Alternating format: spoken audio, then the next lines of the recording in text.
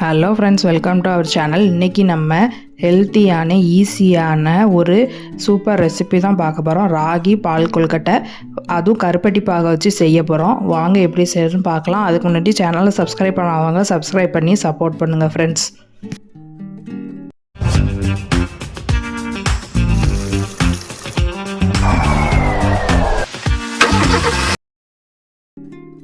First ஒரு கடாய் எடுத்து அதில் ராகி மாவை வெறும்னு சேர்த்து வறுத்துக்கிறணும்.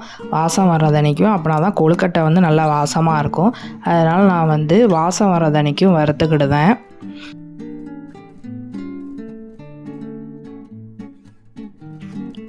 இப்போ ஒரு 10 நிமிஷம் ஆகிட்டு வாசனை வந்துட்டு, அதனால் நான் ஒரு பிளேட்டில் மாற்றிக்கிடுதேன். அதில் 1/4 டீஸ்பூன் உப்பு சேர்த்துக்கிடுதேன். ஸ்வீட்டை என்ஹான்ஸ் பண்ணி தரதுக்காண்டி. இப்போ லேசாக வெந்நீர் சுட வச்சு அதில் தான் மாவு பிசையணும். அப்படின்னா தான் சாஃப்டாக இருக்கும்.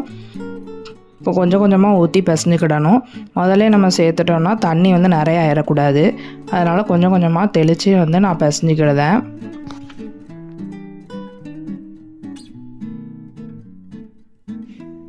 இப்போ கொஞ்சம் கொஞ்சமாக தண்ணி ஊற்றி நல்லா பிசைஞ்சாச்சு.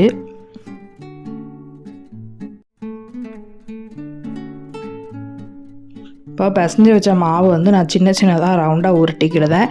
நமக்கு எந்த ஷேப்பில் வேணுமோ அந்த ஷேப்பில் நம்ம உருட்டிக்கலாம்.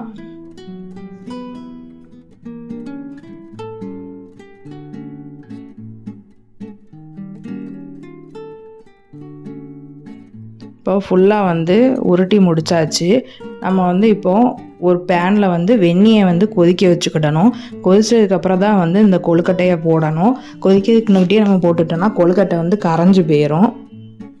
அதனால் நான் ஃபஸ்ட்டு வெந்நியை கொதிக்க வச்சுக்கிடுதேன். இப்போ வெந்நீர் நல்லா கொதிக்க ஆரம்பிச்சிட்டு நம்ம உருட்டி வச்ச கொழுக்கட்டையை அதில் சேர்த்துக்கலாம். கொஞ்சம் கொஞ்சமாக சேர்த்து நம்ம வேக வச்சு எடுத்துக்கிடணும். நம்ம ஏற்கனவே வெந்நீரில் பிசைஞ்சதுனால கொழுக்கட்டை நல்லா சாஃப்டாக தான் வரும்.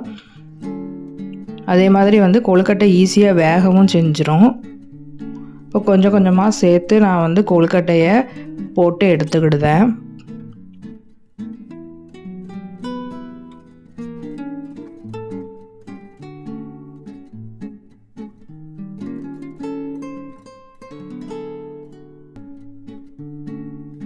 இப்போ நம்ம சேர்த்த கொழுக்கட்டை நல்லா வெந்துட்டு, இப்போ தனியாக ஒரு பேனில் தண்ணி ஊற்றி அதில் கருப்பட்டி போட்டு கருப்பட்டி பாகு எடுத்து வச்சுக்கிடுவேன்.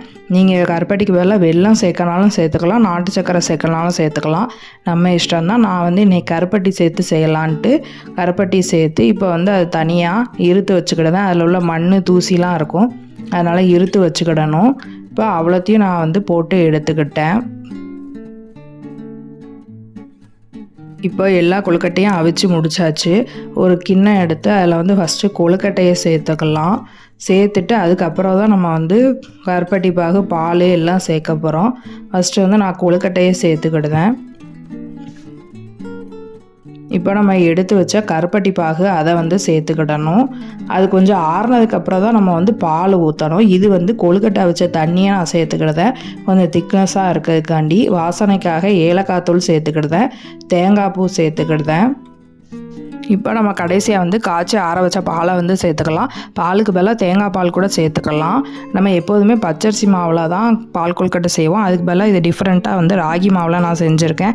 இது எப்படி இருந்துன்னு மறக்காமல் கீழே கமெண்ட் பண்ணுங்கள். நீங்களும் செஞ்சு பார்த்துட்டு சப்ஸ்கிரைப் பண்ணாதவங்க சப்ஸ்கிரைப் பண்ணி சப்போர்ட் பண்ணுங்கள் ஃப்ரெண்ட்ஸ். மீண்டும் சந்திப்போம். பாய்.